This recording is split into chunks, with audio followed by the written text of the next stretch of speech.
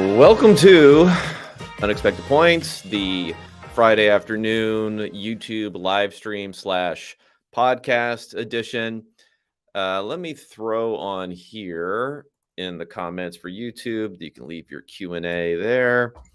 Hopefully we won't have any not technical difficulties, but next door of the townhouse that I'm living in, since we moved down from New York, down into Maryland. I guess I can't get out of that non-single family residential home life.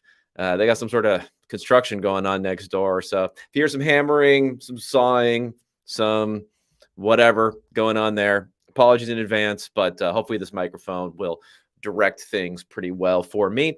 Also, apologies for starting this slightly late today. I was doing my Offensive Player of the Year research. Some interesting nuggets that I have there.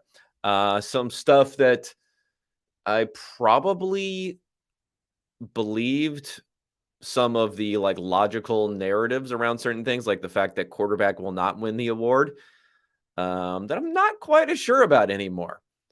Not sure about at all. And we'll talk about that. Maybe we can find some value there for that fact.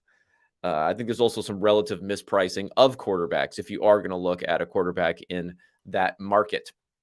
The other piece of research that I had coming out this week, and again, I'm updating all of this stuff with new data. So apologies if anyone's expecting, 2-3 pieces of research this a week coming out. But I did think I had a pretty comprehensive piece on NFL MVP markets, what to look at in the early offseason, debunking some narratives on that one too, and put that out yesterday. So hopefully subscribers were able to get hold of that. And then we had the interview with Ben Baldwin earlier this week. Next week, I'm going to talk to Bill Connolly of ESPN.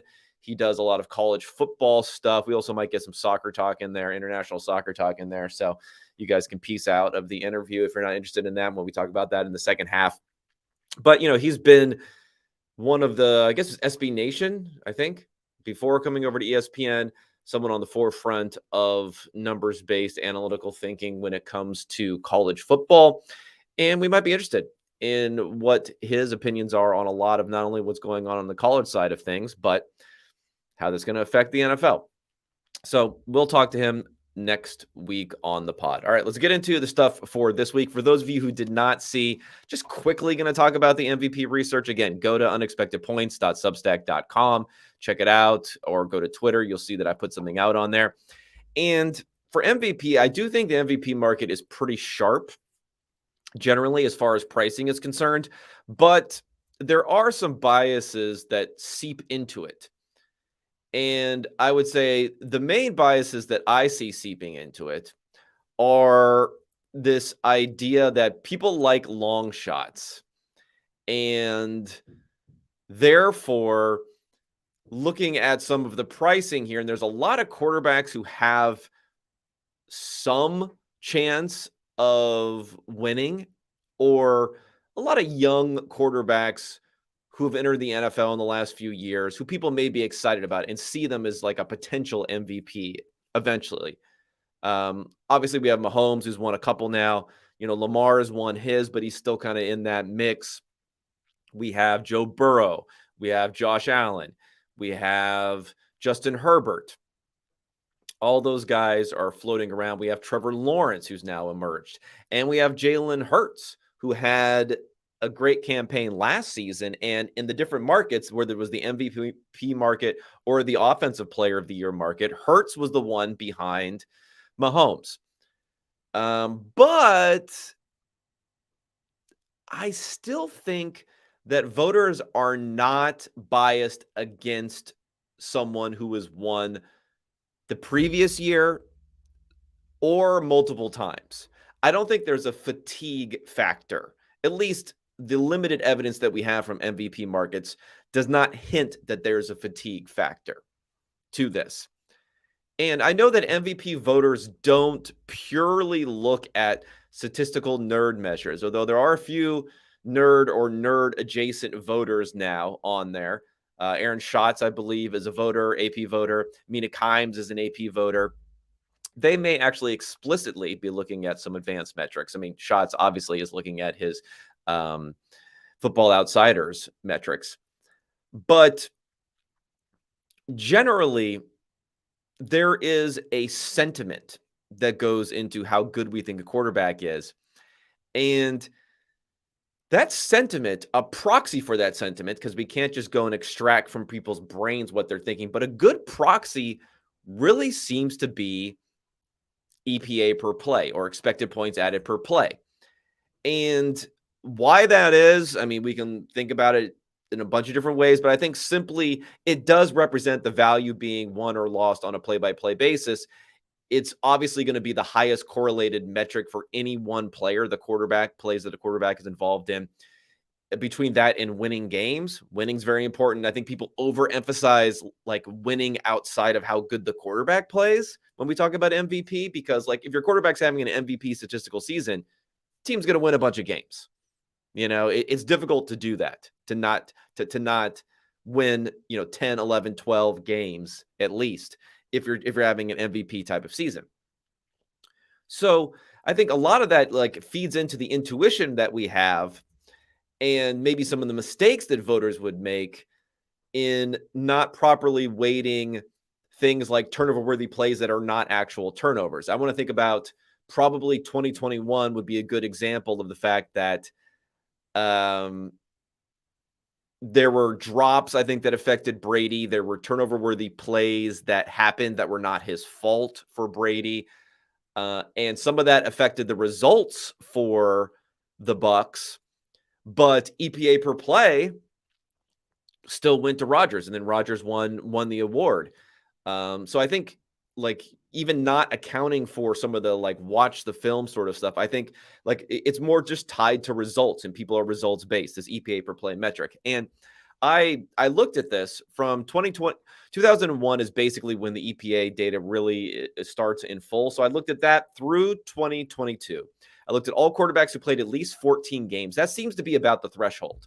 Because if you look at 2016, when Matt Ryan won the award, Brady actually was number one in EPA per play, but he had the suspension, the Deflategate suspension, where he missed 4 games. You're just not going to get there. Carson Wentz wasn't going to get there in 2017 when he missed, I guess, 3.5 games that season. So you can miss maybe a couple of games, maybe 2-3 games as part of that. So anyone who played at least 14 games, and if you look at those seasons, there were 20 quarterbacks who won the MVP award over those 22 years.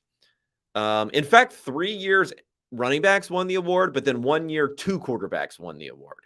It was a tie between Steve McNair and Peyton Manning all the way back in 2003. So for those 20 quarterback winners, 15 were first in EPA per play, 15 out of 20. An additional 4 were second in EPA per play. And that includes Peyton Manning, again, where there was a tie, right? McNair was first in EPA per play. He was second. So it's like somebody had to be first and somebody had to be second. So again, 19 out of 20 quarterback winners are first or second. And then 1 is fifth, and that's Cam Newton in 2015. And I think Cam Newton won because the team was 15-1. The offensive results were impressive in terms of scoring. And one of the reasons that Cam Newton's EPA per play wasn't as high as our perception of him that year is because he had awesome field position. A lot of turnovers from that Panthers defense put him in great field position. So he didn't have to generate as many expected points in order to score that season. So that was like a little bit of the disconnect that went on in people's heads. And I think also that year, if you look at the top passers that year, you didn't have a Brady up there. You didn't have a Peyton Manning up there. Hell, you didn't even have like a Phillip Rivers or a Drew Brees or someone else up there. No one was really at the top that were more of the well-known brand name type of guys. It was Carson Palmer and Andy Dalton who were really up 1 and 2 in EPA per play. Dalton even missed some time that season at the end. So you didn't have the brand names up there also, which is kind of goes back to my point of like, there isn't a fatigue prop. Like they're not going to give the award they're not going to feel great giving the award to Andy Dalton because he was the best quarterback that year because they're fatigued of giving it to Tom Brady. It's like, no, if anything, they're probably going to cheat to give it to Tom Brady before, even if Andy Dalton was a better quarterback, because we just don't believe what we're seeing from Dalton nearly as much. Or we can build narratives around why his team is helping him much more than that. So it really is just whoever's the most efficient, the vast majority of the time, wins the award.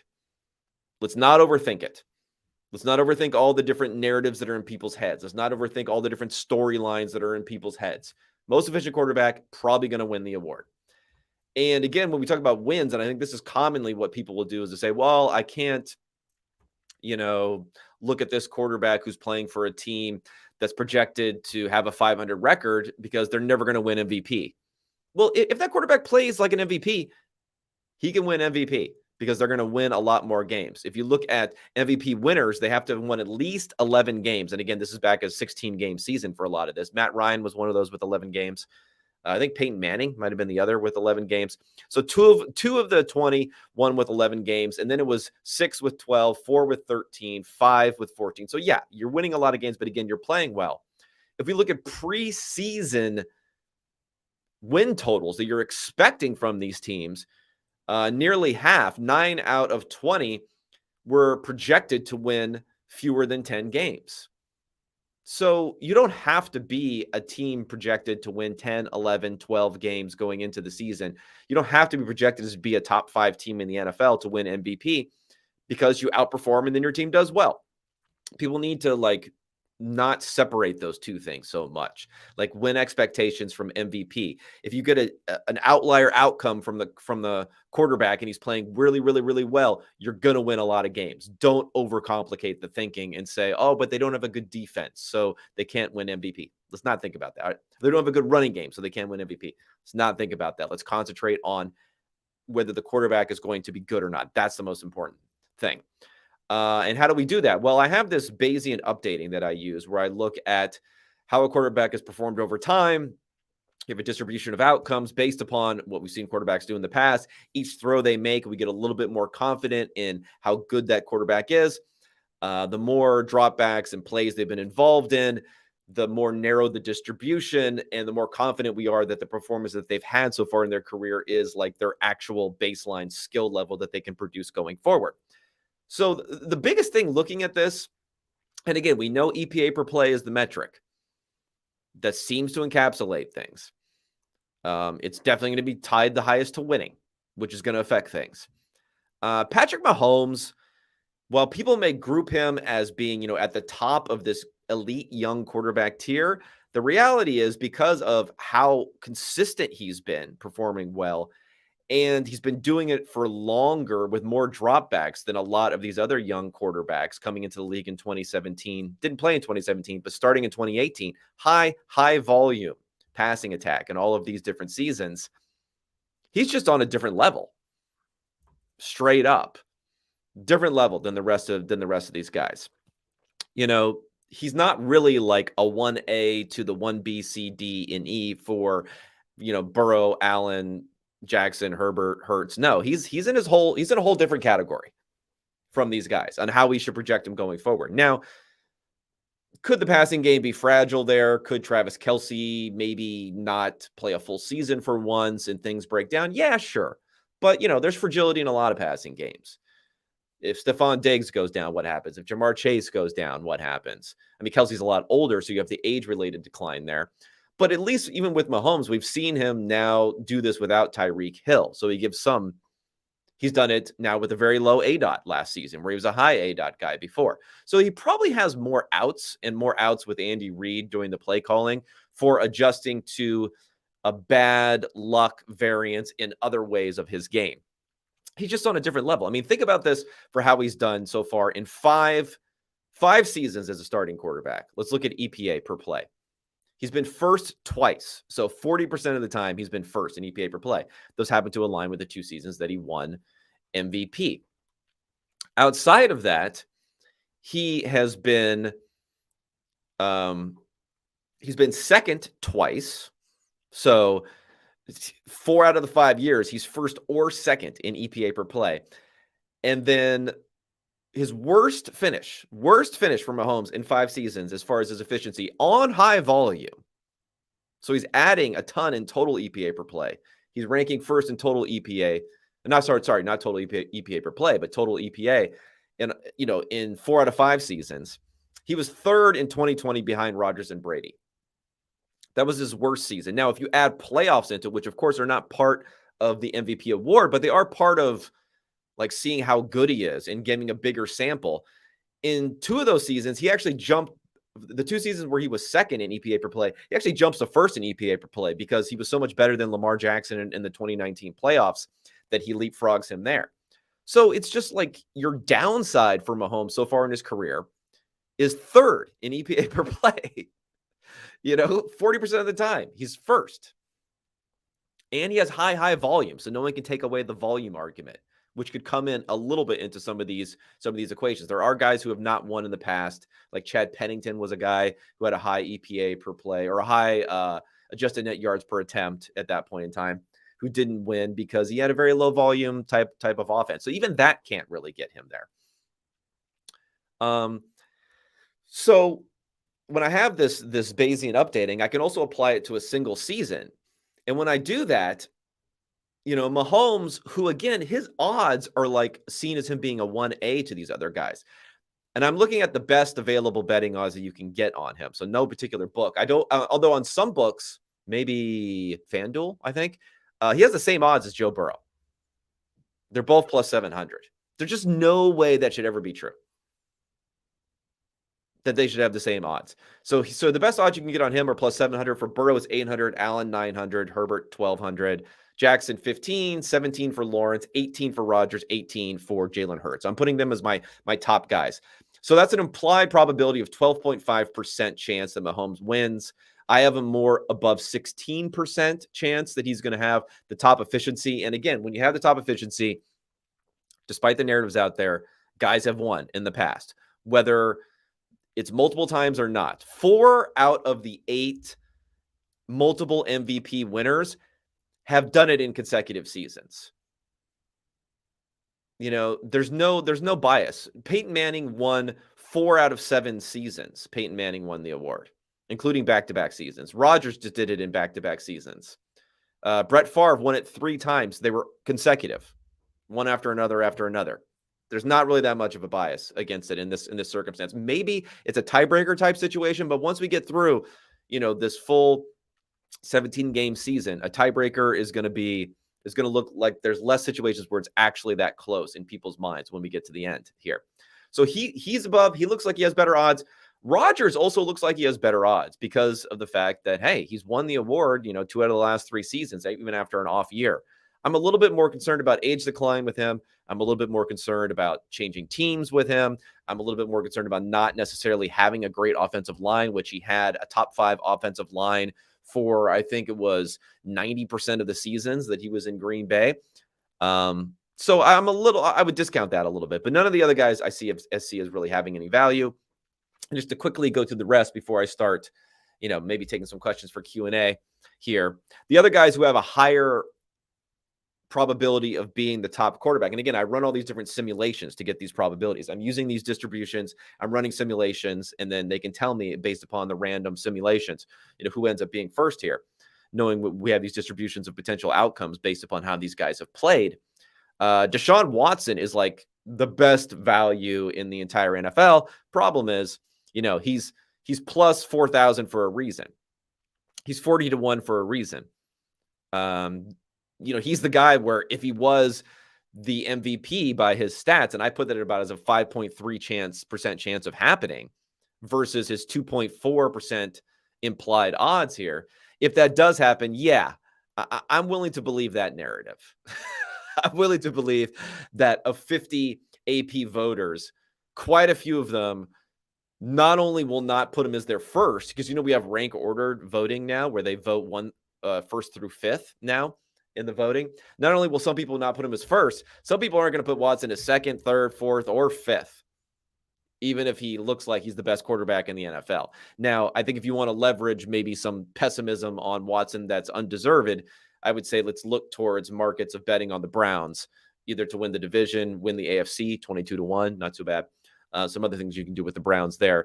MVP, I'm willing to say, he has the same odds as Jared Goff for a reason, because, no one's going to give it to him. So I do have Tua as being a value. And again, this is because we're looking at this EPA per play thing, and Tua was second in EPA per play on a lower volume. So maybe if he played more, that would have come down. We're less confident in how well he played last season. But I mean, he's still going to have those weapons there. And if he has a bang up season, and remember they lost all these games where they started off hot. Like if they had a really, really great record, Tua doesn't miss time. Obviously, has extra injury risk that others don't. And he has the most efficient quarterback season. I don't know. I think he's got a decent chance. And he's at plus 2,200. So he's between Dak Prescott and Jalen Hurts. He's kind of like right in the second tier, 4.35 implied probability. I have him as being a 4.85 actual probability of having the top quarterback season. So like Dak Prescott only being slightly below him, Justin Fields, what the hell is going on here? Only being slightly below him. Man, I don't see that. I mean, he's at least shown that upside last season with the weapons he has around him. If you don't want to give him credit for it, that's fine. But if he's playing at that high level, if the defense plays okay, and the Dolphins win the AFC East over Aaron Rodgers, over Josh Allen, over Mac Jones. If they win the division and they're like one of the top teams in the AFC and they look like a first or second seed in the AFC, Tua could win this thing. You know, he actually did it last year. He had MVP type of efficiency last year. Didn't make enough games to really put himself in the conversation and to give his team the boost to put them on that level where it would filter forward to Tua, putting him in that conversation. Now, for the super duper long shots here, a lot of guys look like they have a little bit of value, but they're probably being overestimated. Again, it's like if you bet on someone at 100-1 and you have them they should be 50-1, but they're 100-1. Well, once every 50 years that bet pays off. So, congratulations when it pays off, but there's a reason why betting on these ultra long shots is maybe even a losing proposition, even if you think you have an edge, because you're tying up your money forever on this. But I do think Garoppolo, Garoppolo's a guy. So his two full seasons, he was 8th in EPA per play and 7th in EPA per play. So he's been top 10 in his 2 full seasons. Maybe he'll get more volume with the Raiders. He has some pretty good weapons with the Raiders. He's 100-1, his odds on here. And if you combine all of the seasons where he didn't finish because he gets injured, or he started the season late when he came over to San Francisco in 2017. If you smush all those seasons together for Garoppolo, which is 2017, 2018, 2020, and 2022, the ones that he didn't really play long enough to have a full season, it would have been 0.24 EPA per play on 780 dropbacks, which is basically exactly what Aaron Rodgers' efficiency was for his 2021 MVP season. So, like, you squish together all those partial seasons for Garoppolo, you have kind of like an MVP season. Now, he doesn't have Shanahan. He doesn't have all that stuff. I get it, but whatever. He's 100-1, guys. And then the other only one that shows up is pretty good value is Brock Purdy. I don't know. I'm starting to get low-key vibes that Shanahan might be into Sam Darnold and the Sam Darnold experience this year. I'm reading today that Trey Lance has fixed his throwing motion. Always wonder about it's like with the Josh Allen thing. Why are you waiting till 2 seasons in the NFL to fix your throwing motion? What's going on here? Could you not fix that like before you get into the NFL? I mean, I get it. You're a North Dakota guy. You didn't throw the ball that much in your whole college career, but maybe go dial up that quarterback coach a little bit earlier to get these things fixed up before it's your 3rd NFL season. But anyway, that's the research. Check it out. I'm going to have more stuff on a few different markets. I'll quickly say for some of my research on offensive player of the year. The one thing I'm not sure about is this idea that quarterbacks are not going to win the award, that it's going to be MVP and then it's going to be offensive player of the year. It's going to go to another position because like Tyreek Hill wasn't even in the picture last year to potentially win this award, even though he was awesome. Jefferson won, right? But he had 35 of the votes of the 50 votes.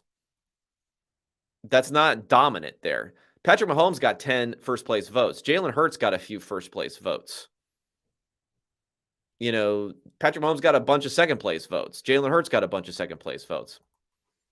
They're in the conversation. It's still possible. I know that it's probably not going to go back back in time, like it has been before with quarterbacks winning this award. But if you look at quarterbacks in the past, how many times they've won this award? And again, you didn't have the rank voting, you didn't have all that stuff. But just going back here, Patrick Mahomes in 2018, there was a lot of doubles. There have been a lot of doubles in the past where guys win MVP and Offensive Player of the Year. So Patrick Mahomes in 2018, Matt Ryan in 2016, another double. Cam Newton in 2015, another double. Peyton Manning in 2013, another double. Drew Brees in 2011. That's a single. Brees never won MVP. Tom Brady in 2010. Drew Brees in 2008. Tom Brady in 2007. Peyton Manning in 2004. That's a lot. That's a lot of guys. And I know, like, maybe we're in a different era. Maybe the rank voting, you can do first, second, and third for this award. Maybe that'll change things. But, I'm not sure. I'm not sure it is that much. And what I noticed about these Offensive Player of the Year, I think we know that, like, non-quarterbacks are not going to influence their team's win and loss record like for the quarterbacks. I think we do have to think about an Offensive Player of the Year, how many wins the team is going to be able to get, even if it's not the fault of the player. Because if you look at Offensive Player of the Year, all the different guys who have won, the non-quarterbacks who have won, none have been on a team with a losing record where, like, you can have an outstanding season as a running back or a wide receiver, like an Offensive Player of the Year, a non-quarterback MVP type of season on a team that doesn't have a winning record. Like, it's possible that you're just not going to be able to overcome a poor quarterback play or poor defensive play. But if you are doing a really, really good job as a player, guess what? Never happened. Twice running backs won when their teams had a 500 record, so an 8-8 record. So Chris Johnson did that in 2009. Of course, that's the CJ2K season.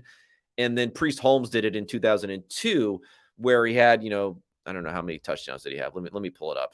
I think he had like 20 touchdowns or something. 21 touchdowns and 2,200 total scrimmage yards. Insanity. So yeah, they could not be denied. But even so, their teams actually, that was in 14 games. Holy Lord. Even so, their teams were at least 8-8. So I do think there's this path to a quarterback getting Offensive Player of the Year still, when there's no overwhelming sort of non-quarterback performance offensively, or even if there is, their teams are meh, generally your performances, they don't make the playoffs. These teams with whoever have awesome performance, like let's look at Justin Jefferson. The Vikings don't make the playoffs in a lot of scenarios this year. They don't make the playoffs. Are they really going to give him the award? Maybe, like I said, it has been done in the past, but you have to have an extraordinary season in order to have a 500 team that wins the award.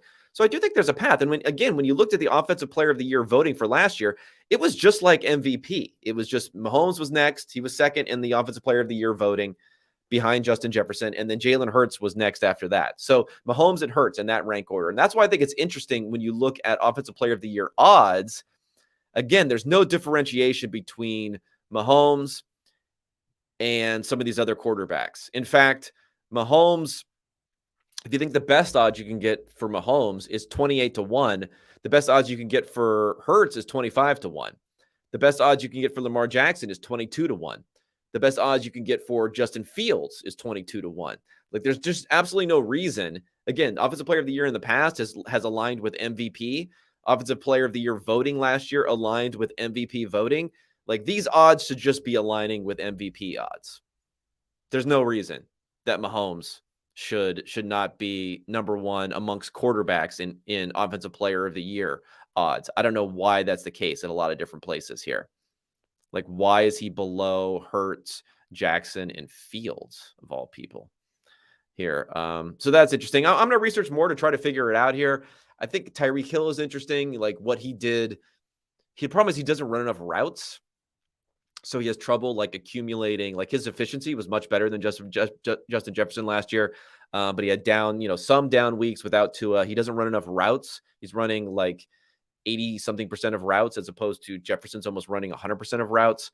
So Chase is going to be right there, but you're not getting much value on him. McCaffrey, maybe that's interesting there. Cooper Kupp, bounce back season. I don't know. Offensive line is going to be trash. The thing about Kupp last year is I know, like, for fantasy stats wise, he looked pretty good, but his efficiency was way down as far as how valuable he actually was in stretching the field. Davante Adams is an interesting guy at 20 to 1. 28 to 1 is the best odds you can get at FanDuel, I think, because Jimmy G, maybe the connection will be horrible, but it adds some potential, like, for the team just to be really, really good next year. And they're not going to want to give like MVP to Jimmy G or credit to Jimmy G. Everyone's going to want to give credit to Davante Adams. And Adams is another one of these guys where he basically runs every route, or did last year. So you're giving yourself that tailwind of full play out in that season. And, he's 28 to 1. The best odds you can get on Garrett Wilson are 30 to 1. Like, Davante Adams and Garrett Wilson are that close. It seems very, very strange. Maybe these markets haven't really filled out yet. And, Nick Chubb is another guy where I know the guys that established the run are really into him. I think he's interesting too. And I think you have this narrative element when I talked about Watson before. Like, if Watson kills this year, which is in his range of outcomes, he's adjacent to these top elite quarterbacks that everyone's into, like Hurts and Burrow and Allen and Herbert. He's not that far away from potentially bouncing back and being one of those types of guys. The Browns win a ton of games. The Browns have this huge season. No Kareem Hunt there probably next year. Nick Chubb could have a monster year, and I do think there will be this narrative boost because they're not going to want to like talk up Watson that much. And Watson had a pretty low the Browns with Watson had a very low pass rate versus expectation. Even if you adjust for the fact that they were playing in some awful weather conditions, it was not exactly a high volume thing. So, Stefanski, while he's an analytical guy, the analytical Browns, they do like to lean into the run. So I think Nick Chubb is sneaky 35 to 1 that you can get him there. But again, I'm going to do a lot more on that market next week. All right. Anyone tuned in here? I'm going to get over to the comments. I haven't looked yet to see if anyone had Q&A. You can drop any Q&A here. I know there's a little bit of a delay, I believe, on YouTube, but anyone listening on the podcast format who wants to be able to do Q&A, reply to the post on Substack with comments and Q&A. I'll try to answer those. Also, get on YouTube. Get on YouTube. Get subscribed to the YouTube channel. I'm trying to get the subscriptions up on that so you can drop some comments during this. It'll be either 2 p.m. or 3 p.m. on Fridays from here on out. Okay, what do we got here? Ian Boyd of America's War Game would be a good conversation. All right, I'll write that down. Sold me on Mahomes. Thank you. Good point on Watson. Okay, I'll take all the credit here. Okay, here's an actual question. Conehead, HED.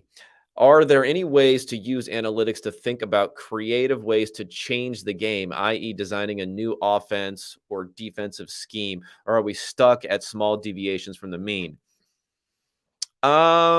Interesting question. I mean, I do think we're talking about, I wouldn't say it's analytics, but I do think when we're talking about tracking data and spatial recognition, and they have these things I'm not an expert in these things. Verneuil, I want to say, is that where you kind of look at ownership of space. So you can look at a player's orientation, their acceleration, their direction, their speed, and then you get an idea of how much space they own. It's been used in soccer quite a lot. So you can kind of do certain things like that when we talk about space that may be available out when you're running routes, to try to develop routes in a certain way to bring more space. And maybe from that, you could find some crazy stuff that you should be doing. But I think coaches do a pretty good job in that area. It'd probably be more tweaks around the edges. Scheme, I'm not quite sure about. I mean, I do think there are ways to enhance like a risk reward, pump up the risk reward on certain things. I remember Kevin Kelly, who had a rough go of it last season, moving up to kind of very, very minor league college ranks. But he has, a lot of different things he explored, where he was the guy who never punts, the high school coach who never punts, and did an onside kick all the time. So maybe not that sort of thing, but certain edges and certain things, like he looked at doing laterals on plays. We saw that a couple of times. Who was it who did it to success this year? But it's things like that where if you like train and drill on it enough, the upside from these things probably outweigh the downside of turnovers. And people are just so allergic to turnovers when, like on a third down, if you run one of these lateral plays, you're going to have to punt it anyway if you don't pick up the first down. So I think that's probably there.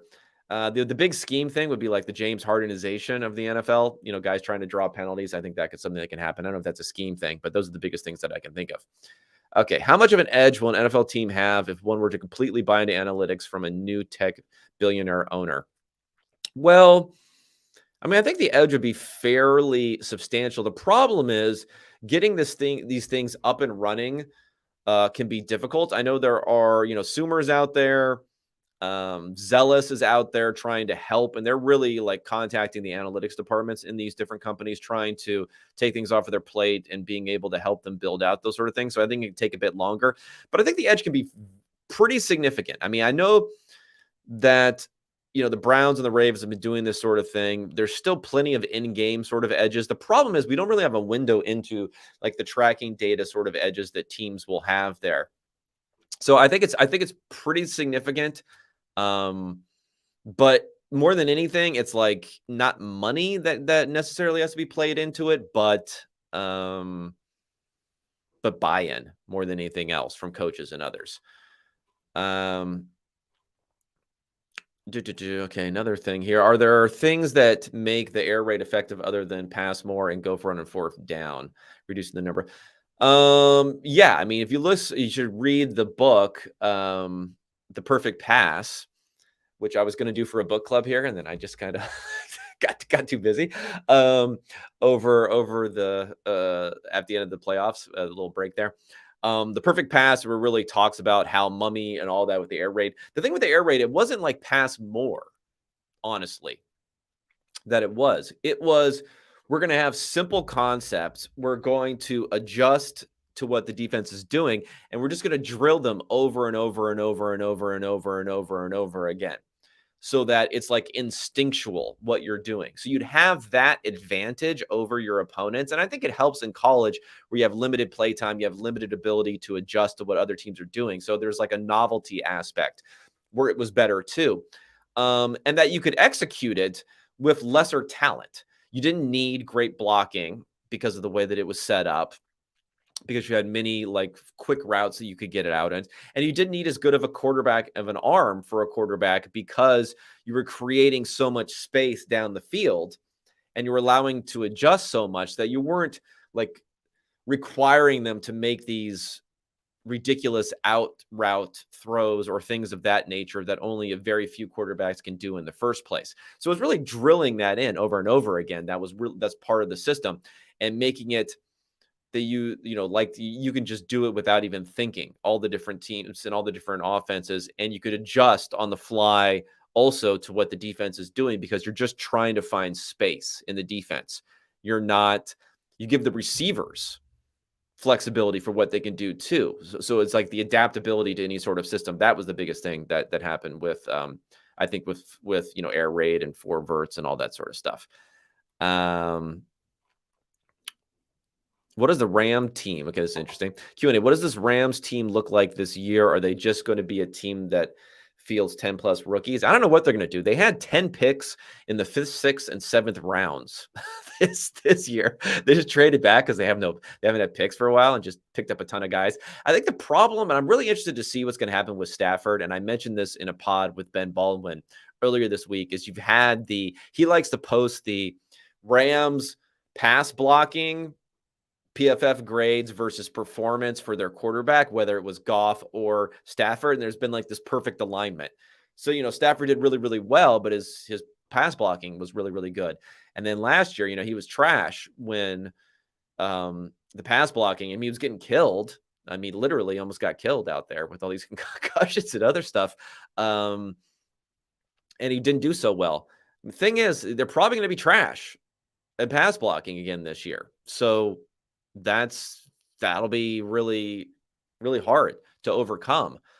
But I am interested to see, what's McVay going to do? I mean, McVay, it seems like he's not going to go more than one more year. So this is kind of a weird situation too, because it's not like come back one more year because we're putting the gang back together to make a Super Bowl run. It's more like come back one more year so we can keep this thing together with, with spit and glue and Scotch tape so we still pay out these contracts that we renegotiated for Stafford and for Aaron Donald.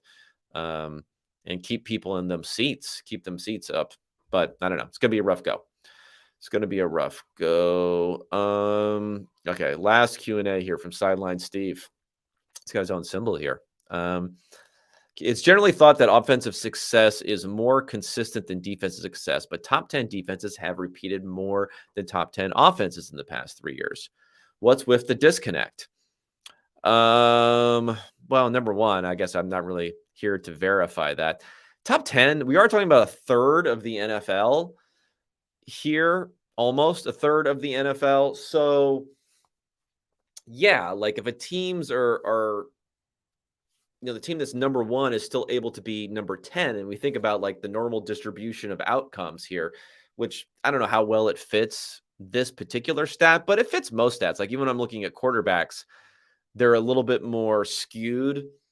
They're a little more skewed in certain ways than the actual normal distribution, but it is kind of like the normal distribution in a lot of places. So what you see on that is for the tails, right?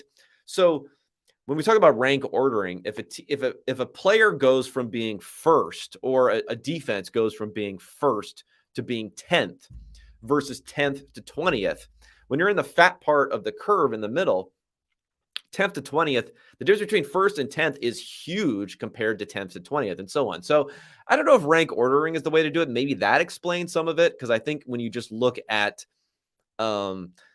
offensive success for the teams that are more at the extremes, having really, really bad quarterback play mostly on offense and really, really good quarterback play on offense, those are the ones that are really stickier. And it's like, if you have a bad year from Mahomes, you're probably going down to having the third best offense instead of the best offense, or the fourth best offense instead of the best offense. Not like top 10. So I would say that's probably the disconnect, is we're talking about the extremes and the stickiness on offense is really fluctuates within those extremes, as opposed to the extremes defensively. And we're talking about turnovers are a big part of it. And now you're talking about success. So maybe that, downweighs turnovers a bit there. That can also be part of it. So I would say that, you can stick around in these kind of like cohorts, these 10-team cohorts, but I don't think it's as strong as necessarily looking at the actual differences and being able to stay in the tails, which are really like the top 5 at best, or bottom 5. Staying in those tails is what's going to make the big difference in stickiness of year-over-year performance. And, offenses are going to do that more often than not. All right, everybody. Thanks so much for tuning in. Go to Substack, of course, join, subscribe there. A lot more content coming the rest of this offseason. You'll hear from me again next week when I interview Bill Connolly from ESPN. Thanks so much for tuning in, everyone.